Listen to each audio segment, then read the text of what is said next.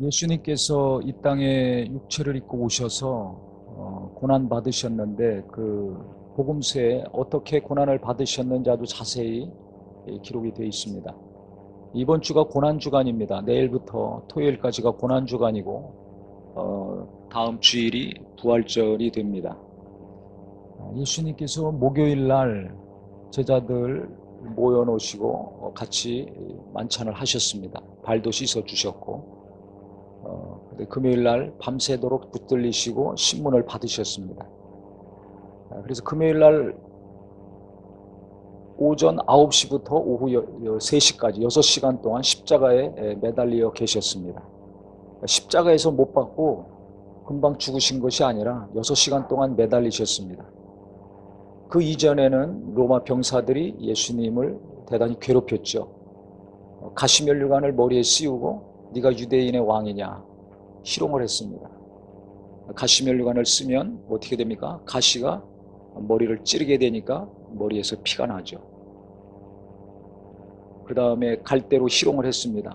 얼굴에 침도 뱉고 주먹으로 때리기도 했습니다. 누군가가 우리에게 그렇게 희롱하고 침 뱉고 때린다면 그 수치심, 부끄러움, 창피함은 이루 말할 것도 없고 그 상대방에 대한 분노는 대단하죠. 그런데 예수님은 우리가 견딜 수 없는 그 수치심, 내 자존심을 상하게 하는 거 다 담당을 하셨습니다. 무엇 때문에 그렇게 희롱을 당하시고 침뱉음을 당하시고 뺨맞음을 당하셨습니까? 우리의 허물 때문에. 내 허물을 예수님이 담당하신 거예요. 목수의 아들로 태어나셔서 30여 년 동안 사시다가 금식하시고 성령 받으신 다음에 금식하시고 공생의 삶을 사셨습니다. 그때는 하나님 아버지의 말씀을 전하셨고 전도하셨고 귀신 쫓고 병 고치는 일을 강력하게 하셨습니다.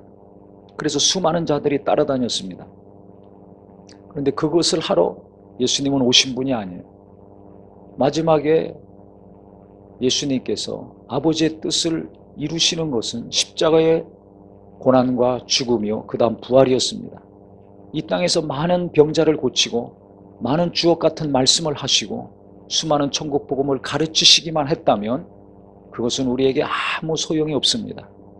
예수님의 죽음과 부활이 없는 예수님의 가르침, 예수님의 이적, 그분의 교훈은 지금까지 영향을 미치지 못했을 것입니다.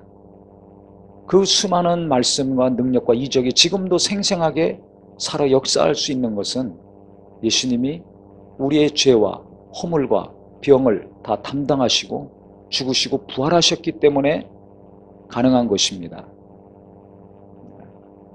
그렇게 희롱당하고 고난만 당하신 것이 아니라 그 다음에 채찍도 맞으셨습니다. 채찍을 맞으면 살점이 떨어져 나갑니다. 왜 채찍에 맞으셨습니까? 우리의 병을 담당하신 것입니다. 정신적인 고통, 육체의 고통과 아픔 다 담당하신 겁니다.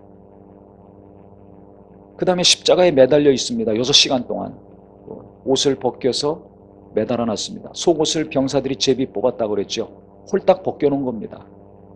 생각해 보세요. 홀딱 벗겨놓고 사람들 앞에서 서 있는 것만도 대단히 부끄럽고 창피한 일인데 그것도 십자가에 못 박아서 벗겨놓고 매달아 놨습니다.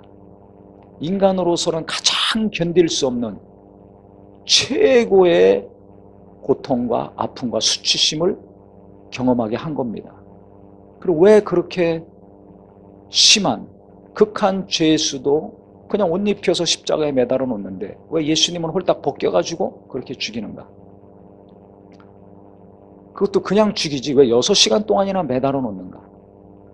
죄가 없는 하나님의 아들이 그와 같이 내가 조금이라도 안 좋은 얘기 들으면 밤새 잠을 못 자고 소송을 걸고 어떤 대가를 치르더라도 명예를 회복하려고 하는 판인데 왜 죄 없는 분이 그와 같이 심하게 정신적으로 감정적으로 육체적인 고난을 당하셨는가? 그만큼 내 허물과 내 죄와 내 고통이 크고 심하다는 것입니다. 내 허물이 얼마나 많습니까? 남의 허물만 헤아리지 말고 내 허물이 얼마나 많은지를 깨달아야 됩니다. 그건 뭘 통해서 할 수 있습니까? 예수님이 이와 같이 고난당하신 것을 보면 볼수록 내가 저렇게 죽어야 되는데 내 죄와 내 교만과 내 허물 때문에 내 병 때문에 내가 저렇게 죄값을 치우고 행한 대로 심판을 받아야 되는 자인데 나를 구원하시고 살리시고자 예수님이 대신 담당을 하셨구나 깨달아야 됩니다. 예수님이 당하신 고난은 당연한 것이고 마땅한 것으로 취급하지 말고 예수님의 고난을 보고 듣고 묵상할 때마다 내 죄가 너무나 엄청난 것이구나. 내 허물이 너무나 많고 큰 것이구나. 이것을 깨닫는 은혜가 있기를 예수 이름으로 축원합니다.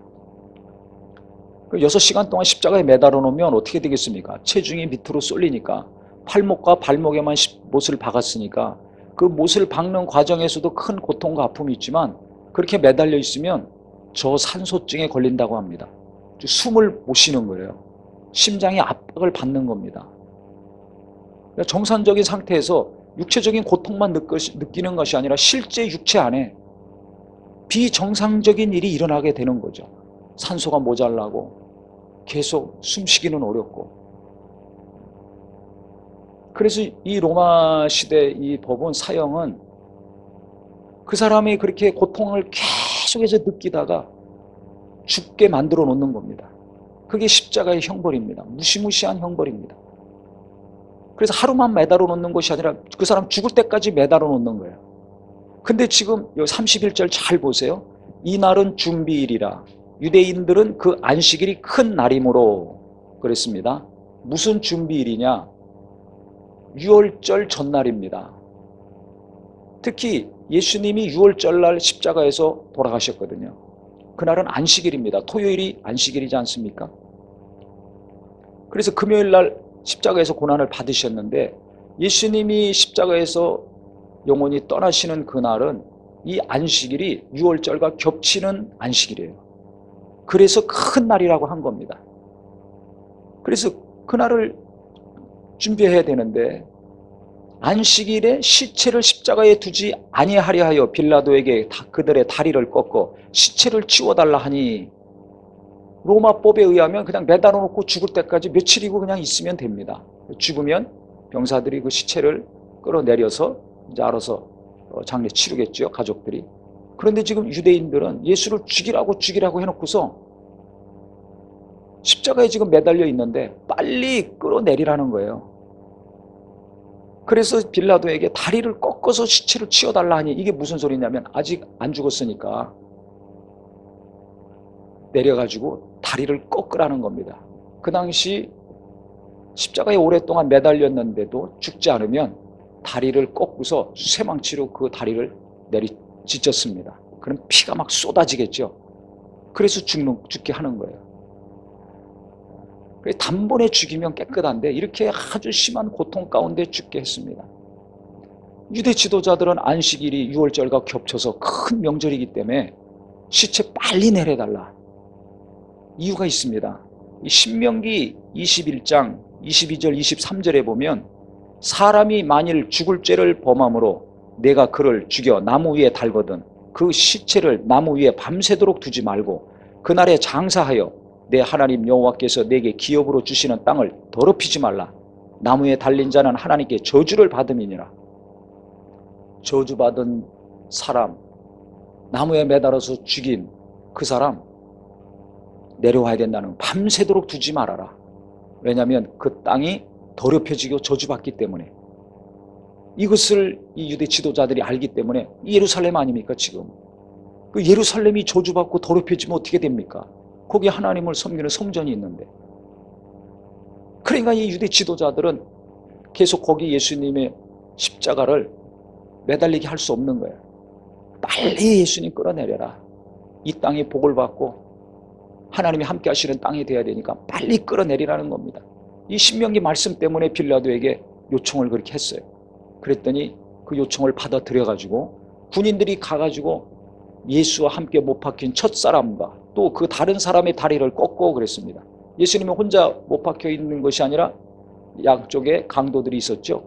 그래서 그 강도들, 죄수들을 먼저 끌어내려서 다리를 꺾어서 죽였습니다. 그 다음에 예수님도 이제 6시간밖에 안 됐으니까 예수님도 다리를 꺾든지 어떻게 해서 숨이 끊어지게 해야 되는데, 가만히 보니까 예수께 이르러서는 이미 죽으신 것을 보고 다리를 꺾지 아니하고 그랬습니다. 가만히 보니까 예수님이 이미 영원히 떠나셨거든요. 그 병사들이 볼 때 어떤 병사가 보니까 이미 죽으셨어요. 그런데 병사가 여러 명 있었을 거 아닙니까?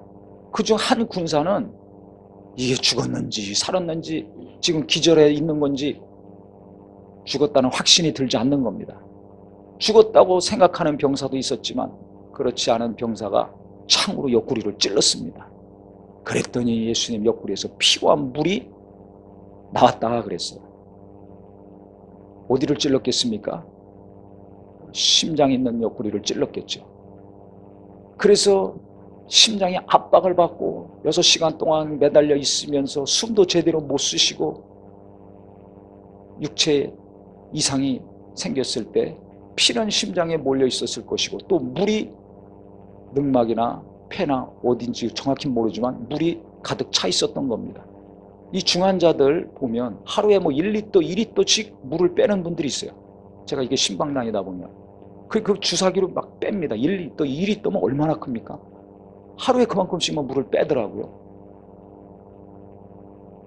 그러니까 이게 뭐 피와 물이 나왔다니까 이게 무슨 소린가? 이상한 거 아닌가? 이상한 게 아닙니다. 꾸며낸 것도 아닙니다. 그만큼 예수님의 심장과 신체 기관이 고통과 아픔 가운데 피가 고였고 물이 막 차기 시작했던 거예요. 그래서 창으로 찔르니까 그 피가 막 쏟아져 나오고 물이 막 쏟아져 나온 겁니다.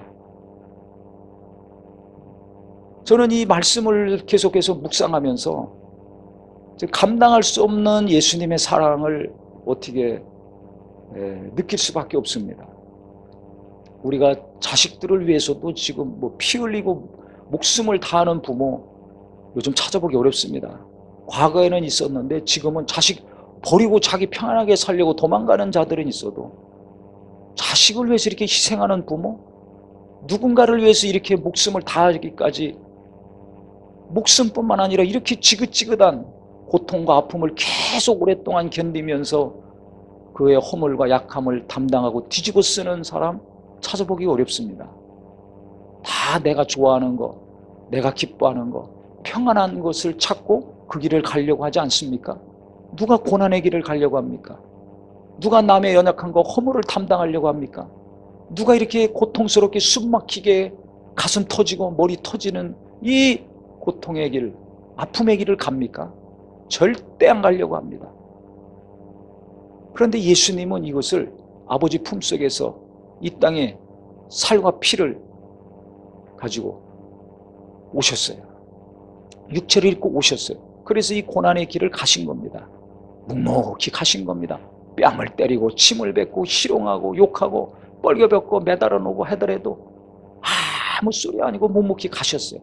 도살장으로 끌려가는 어린 양같이 침묵하며 우리의 죄와 우리의 질병과 우리의 연약함과 우리의 허물을 다 담당하셨습니다.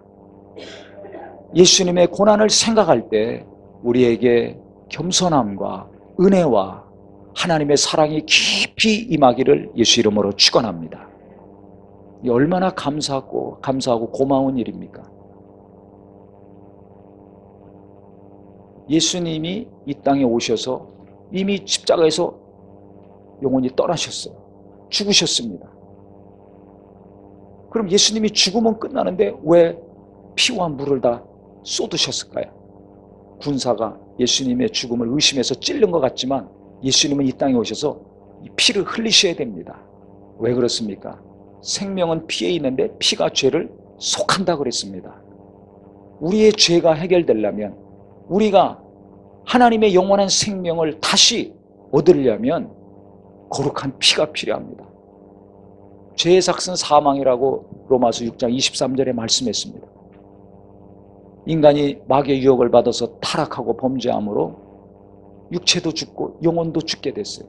너는 흙이니 흙으로 돌아갈지니라 하셨죠. 그 다음에 하나님께로부터 지음받은 영혼은 하나님 앞에 가서 심판을 받는 겁니다. 한 번 죽는 것은 정하신 것이요 그 다음에 심판이 있다고 했습니다.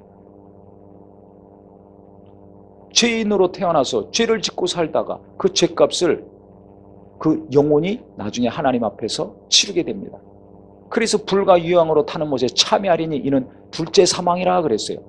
육체가 한번 죽는 것으로 끝나는 것이 아니라 영혼이 또 불못에 들어가는 사망이 있다는 것입니다. 그러니까 하나님께서는 육체는 흙으로 만들어서 흙으로 갈 수밖에 없지만 하나님이 직접 코에 생기를 부어서 만들어주신 우리의 영혼만큼은 영원히 하나님과 함께 하려고 만들어주신 거거든요. 처음부터 우리에게 영혼을 만들어 주셨을 때는 영원히 함께 하려고 하나님의 은혜 가운데 살고 하나님을 찬양하고 그 하나님의 사랑을 받으면서 영원히 함께 하려는 존재로 만들어 주신 겁니다. 그런데 그 영혼이 마귀의 유혹을 받아서 인간이 자기 의지로 범죄하고 타락했을 때 하나님의 생명이 임할 수가 없습니다. 하나님과의 관계가 지속이 될 수가 없어요. 그래서 깨졌던 그 관계를 다시 회복시키시고 그 영혼의 생명을 주시려고 독생자 예수가 이 땅에 육체를 입고 오신 겁니다. 그래서 요한이 뭐라고 합니까? 요한일서 5장 6절에 보면 그는 물과 피로 임하신 자라에 그랬습니다. 그냥 거룩하신 그분이 어떻게 임하셨는가? 어떻게 우리의 구주가 되셨는가? 물과 피를 가지고 오셨다는 겁니다. 성령이 이를 증거하시나니 성령은 진리시라 그랬어요. 그러니까 하나님의 아들이신데 하나님이신데 죄가 없는 분이 어떻게 죄 있는 우리 육체와 똑같이 이렇게 오시는가? 그것을 성령이 증거하시고 성령이 깨닫게 하시고 성령이 알게 해주신다는 겁니다. 그러니까 성령으로 말미암지 않고서는 이 땅에 육체로 오신 예수를 믿을 수가 없는 거예요. 알 수가 없는 겁니다. 육체로 오면 죄인인데 어떻게 죄인이 하나님의 아들이 되냐? 그래서 유대 지도자들은 예수를 이와 같이 십자가에 죽였습니다. 죽이라고 해서 로마 빌라도 법정에 세워서 법적으로 심판받아서 재판받아서 합법적으로 죽였습니다. 하지만 예수님은 죄가 없는 분이기 때문에 다시 살아나셨죠. 죽었기 때문에 살아나실 수 있었던 겁니다.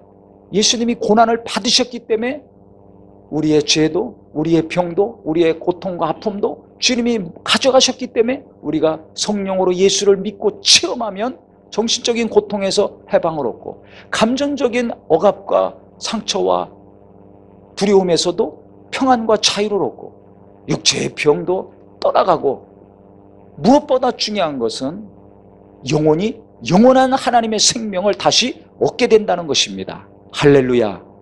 할렐루야. 예수님이 이와 같이 채찍 맞고 희롱당하고 뺨 맞고 가시면류관 쓰고 그 다음에 죽으시고 피를 안 흘리셨다.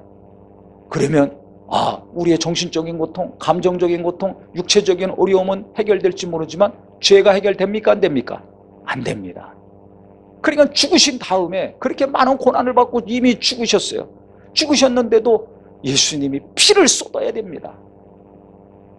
유월절 양을 잡습니다. 유월절이 뭡니까? 애굽에서 이스라엘 백성들이 종노들을 할 때 하나님이 그들 10가지 재앙을 떨어뜨리셨어요. 바로 왕이 내보내주지 않아가지고. 그래 애굽에 10가지 재앙이 떨어졌는데 마지막 재앙이 뭡니까?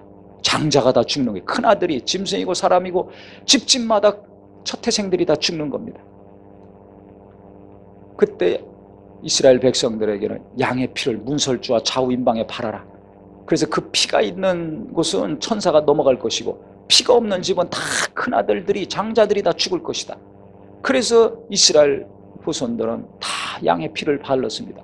그래서 그 장자들은 보호가 됐죠. 애굽의 장남들은 다 죽었습니다. 그래 다 초상집이 됐습니다. 그 무시무시한 10번째 재앙이 떨어졌을 때 바로 왕이 이스라엘 백성들 나가라고 허락해 줬어요. 그래서 애굽에서 탈출할 수 있었던 겁니다. 그것을 기념해서 매년 유월절을 지키라고 그랬거든요. 그 유월절 양의 피는 바로 예수님이 이 땅에 오셔서 피 흘리실 것을 예표하는 거거든요. 그러니까 예수의 피가 없으면 죽는 거예요. 그 피가 있으면 사는 겁니다. 그래 예수님의 죽음으로 끝나는 것이 아니라 예수님은 피 흘리시고 죽으셔야 돼요. 그냥 죽으면 안 됩니다. 이거 우리가 잘 알아야 됩니다. 고난 받으시고 채찍 받으시고 희롱당하시고 뺨맞음 당하시고 우리의 모든 허물과 죄와 고난을 다 담당하시고 죽으시는 것으로 끝나는 것이 아니라 뭘 흘리셔야 된다고요? 피를 흘리셔야 돼요. 그래서 요한복음 6장에도 예수님이 친히 말씀하셨잖아요. 내 살을 받아 먹어라. 내 피를 받아 마셔라. 내 살이 참된 양식이요 내 피가 참된 음료로다 그랬어요. 아무리 나를 쫓아다니고 말씀도 듣고 이적도 보고 귀신이 떠나가고 죽은 자도 살아나고 오병이어 칠병이어 이적을 경험했다 할지라도 그거 가지고 안 돼. 내 살을 먹고 내 피를 마셔야 된다. 그게 뭡니까? 그럼 예수 뜯어 먹으라는 거예요? 피 빨아 먹으라는 겁니까? 그게 아니죠. 나를 믿어야 된다는 거예요. 내가 육체를 입고 온 하나님의 아들이심을, 완전한 사람이신 동시에 완전한 하나님이심을 믿어야지 너희에게 영생이 있다는 것입니다. 그래서 예수의 살을 뭐라? 예수가 죽으셨어요. 그 살을 찢으시고 피를 흘리셨어요. 만약에 예수님이 이 피를 흘리지 않았다면 우리의 죄는 어떻게 해결이 안 됩니다. 왜? 레위기 17장 11절 생명은 피에 있고 피가 죄를 속한다 그랬습니다. 그냥 죽는 죽음이 아니라 유월절 양이 성전에서 제사 지낼 때 그 양이 그냥 망치로 때려서 기절시켜 죽는 것으로 끝나는 것이 아니라 칼로 목을 자릅니다. 저는 어떤 농장에서 사슴 뿔 자르는 거 한번 봤어요. 사슴뿔 뭐 손가락 한두 개만 하지 않습니까? 그 뿔을 톱으로 막 씁니다. 쓰르면 말이에요. 거기서 피가 그냥 밑으로 철철철 흐르는 게 아니라 호수에서 물이 막 소방차 호수에서 물이 쫙 나가듯이 그 뿔 한 요만한 그 크기밖에 안 되는데 그 뿔에서 피가 막 쫙 솟구칩니다. 그래서 큰 김장할 때 사용하는 그런 큰 양동이 같은 다라 같은 그런 곳에 막 피가 막 차요. 아, 깜짝 놀랐어요. 뿔을만 조금 잘라도 피가 그렇게 막 솟구치듯이 쫙 나오는데 목을 잘랐을 때 얼마나 피가 막 솟구치겠어요. 그냥 뚝뚝 떨어지는 것이 아닙니다. 막 쫙 피가 막 솟구치는 겁니다. 그러니까 예수님이 옆구리를 찔러서 피와 물이 쏟아졌다는 것은 그냥 무슨 상처 나서 피가 밑으로 흐르는 그거는 피가 아니에요. 팍 뿜어져 나오는 거예요. 뿜어져 나오는 거예요. 전쟁 영화 같은 거 보세요. 막 갑자기 터져가지고 폭탄이 팔이 날아가고 다리가 날아가면 피가 그냥 막 쫙쫙 나옵니다. 목이 잘라져도 그런 거예요. 그러니까 유월절 양의 목을 잘랐을 때 피가 막 사방으로 튀는 겁니다.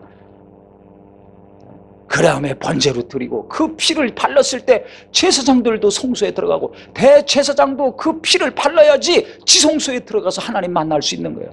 아무리 구별되어 세워진 제사장이요 대제사장이라도 그냥 들어가면 죽습니다. 왜? 그들도 죄인이기 때문에. 그러니까 거룩한 하나님께 나가려면 피가 필요한 거예요. 바로 그것이 뭐예요? 예수님이 이 땅에 오셔서 피 흘리신다는 것을 예견하고 있는 거거든요. 그래서 예수님이 이 땅에서 많은 일을 하셨지만 피를 흘리셔야 돼요. 피 흘리셔서 우리의 죄가 해결되지 않으면 예수님이 하신 그 모든 것들은 우리에게 영향을 미칠 수가 없습니다. 역사적인 사건으로 끝나지 우리에게 생명이 되지 않습니다. 우리가 영원한 생명, 육체는 흙으로 가지만 영원히 하늘나라 가서 살 수 있는 이 생명은 예수의 피에 있는 것입니다. 할렐루야! 할렐루야! 중요한 것은 능력이 있냐 없냐, 말씀을 잘 아냐 모르냐 이런 것도 중요하지만 제일 중요한 것은 뭐냐면 내가 이 예수의 보혈을 믿느냐, 거룩한 예수의 보혈을 내가 믿고 그 피를 힘입어서 죄사함 받고 영원한 생명을 얻었느냐 못 얻느냐, 이게 제일 중요한 것입니다. 그래서 예수님은 이미 목숨이 끊어지시고 영원히 육체를 떠나셨지만은 피를 쏟으실 수밖에 없는 거예요. 성경에 예언된 말씀처럼 피가 나와야 됩니다. 예수님의 피는 우리의 피와 다릅니다.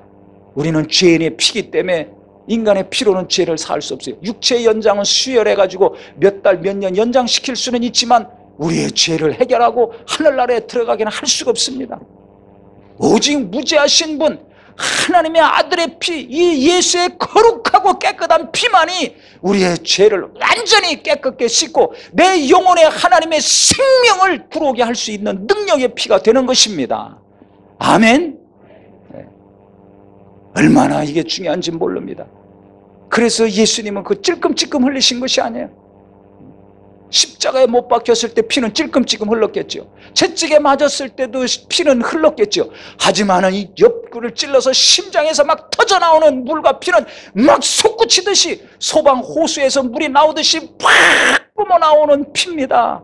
물입니다. 그만큼 육체에 고통이 있었던 거예요. 그만큼 아낌없이 예수님은 우리를 살려주시려고 온몸이 갈기갈기 찢기고 엉망진창이 되고 피와 물을 다 쏟아내셨습니다. 남은 것이 하나도 없는 거예요. 온몸은 갈기갈기 찢기고 엉망진창이 되고 남은 것이 하나도 없이 다 쏟아내셨어요. 왜? 우리를 살려주시려고. 내 영혼을 살려주시고 내 육체도 살려주시고 내 마음과 생각도 살려주시려고 이와 같이 고난받으시고 모든 걸 쏟아 부어주셨습니다. 이것이 우리에게 위로요 기쁨이요 감사한 것이 되기를 예수 이름으로 축원합니다. 이 세상 어떤 것보다 가장 소중하고 귀한 것이 되기를 바랍니다. 예수님이 이렇게 고난받으시고 피 흘리셨기 때문에 우리의 죄가 씻김 받은 거예요. 죄가 씻김 받았기 때문에 예수 믿는 믿음, 즉 이 예수의 피를 믿는 믿음 안에서 우리는 자유함을 얻고 영생을 얻고 하나님의 자녀가 되는 것입니다. 그래서 내 자식들에게 지금 가장 중요한 거, 내 가족에게 가장 중요한 것은 뭐가 되어야 될 것인가? 바로 예수의 피를 힘입어서 깨끗함 받고 영생 얻는 것이 되어야 될 것입니다. 내가 가장 기뻐할 것은 무엇인가? 다른 것 때문에 괴로워하고 슬퍼하지 마시고 나와 내 가족이 이 예수님의 거룩한 보혈을 힘입고 이 핏부림을 힘입어서 영생을 얻었다는 것이 가장 기쁘고 고마운 것이 되기를 예수 이름으로 축원합니다. 예수 이름으로 축원합니다. 근데 인간의 입장에서는 가장 중요한 것을 예수를 믿는 믿음을 통해서 이 핏부림을 통해서 얻었는데 이것은 어느 순간에 덜 중요한 것이 되고 다른 것이 더 크게 보이기 시작했습니다. 그러니까 예수님의 이 고난도 별로 감동이 없고 예수님의 피 흘리셨다는 것도 별로 감동이 없어요. 어느 학교 가냐, 어떤 직장 가냐, 어느 집에 사냐, 어떻게 하냐, 이런 것이 더 중요한 것이 됐습니다.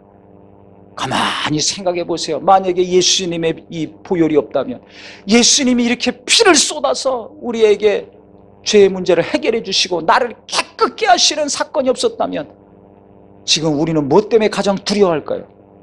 죄 때문에 가장 두려워하고 나중에 받을 그 심판 때문에 잠 못 자고 두려워 떨 것입니다. 연세 드신 분들 나이를 먹으면 먹을수록 그 두려움은 갈수록 커질 것입니다. 얼마나 끔찍합니까? 얼마나 끔찍하냐 이거예요. 예수께서 이와 같이 육체를 입고 오셔서 우리에게 살 길을 열어놓으셨으니 이것보다 더 감사하고 감사한 것은 없습니다. 그래서 오늘 우리 성도님들이 정말 예수님의 이 고난과 예수님이 나를 위해서 쏟으신 이 귀한 피를 생각할 때 이 세상의 어느 누구보다 기뻐하고 감사하고 그리스도의 고난에 참여할 수 있는 성도가 되기를 바랍니다. 예수님이 이와 같이 고난을 받으시고 살아셨기 때문에 전 인류가 구원받는 거 아닙니까?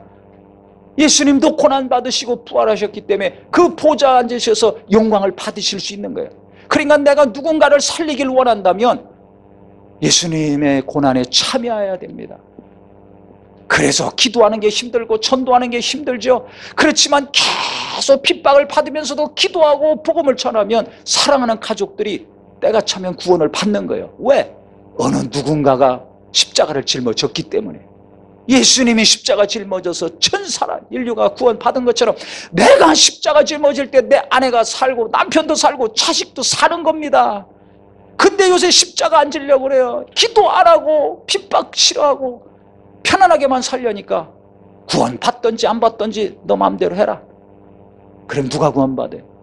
교회에서도 정말 그리스도의 고난에 참여하는 자들이 있어야지 교회도 뭔가 유지가 되고 뭔가 하나님의 역사가 일어납니다. 근데 다 평안한 것만 쫓고 재미난 것만 쫓고 기분 좋은 것만 찾아가면 어떻게 되는 줄 아세요? 죽는 거예요. 예수님이 이렇게 고난 받으시고 피까지 물까지 다 쏟아내셨으니까 우리가 살아있는 거 아닙니까? 영생 얻는 거 아닙니까? 교회가 살려면, 사업도 살려면, 가정도 살고 자식도 살려면 누군가가 십자가 짊어져야 됩니다. 그것은 힘들지 모르지만 그리스도와 함께 고난에 참여하는 자, 십자가 짊어진다면 그는 하나님의 영광을 보는 자가 될 것입니다.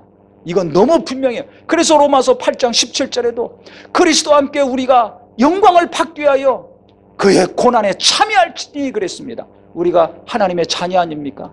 언젠간 예수 안에서 부활해서 주님을 만날 텐데, 하늘나라를 상속받을 상속자인데, 그렇다면 예수님의 영광에 참여하기 위해서 그의 고난에도 참여해야 될지니라.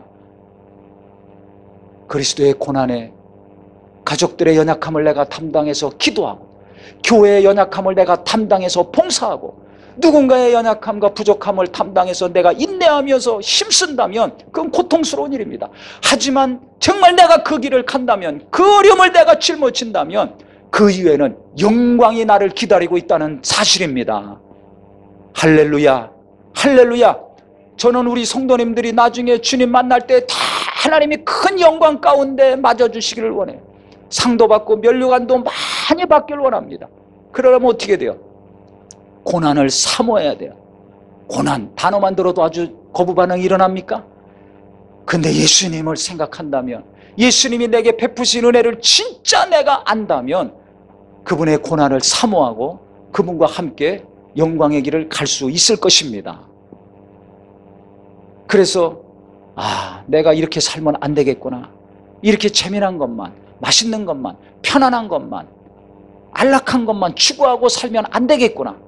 하나님이 내게 어떤 것을 베푸셨든지 간에 내가 그리스도와 함께 고난받기를 사모함으로, 잠시, 그것은 잠깐이요, 그 이후에 하나님이 놀라운 영광 가운데 함께 하신다는 걸 생각해서 너희가 나 때문에 핍박을 받을 때 기뻐하고 뛰놀아라.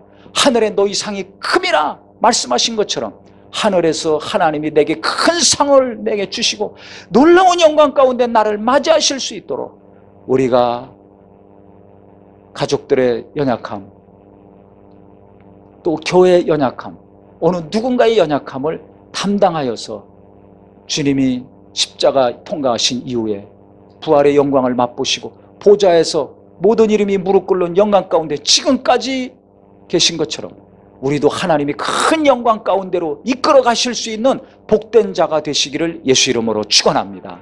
예수 이름으로 축원합니다. 왜 교회들이 어려움 당하고 있습니까? 고난에 참여하는 자들이 없어서 그래요. 제가 볼 때는. 왜 가정이 갈수록 어렵고 자식들이 어렵습니까? 돈이 없어서가 아니에요. 고난에 참여하는 부모가 없고 고난에 참여하는 목사와 성도들이 없으면 가정도 흔들리고 교회도 흔들리고 나라도 이렇게 흔들리는 거예요. 고난에 참여하는 자가 있어야 됩니다. 금식하며 기도하진 못할 망정 밥 먹으면서라도 기도하는 입술이 되기를 예수 이름으로 축원합니다.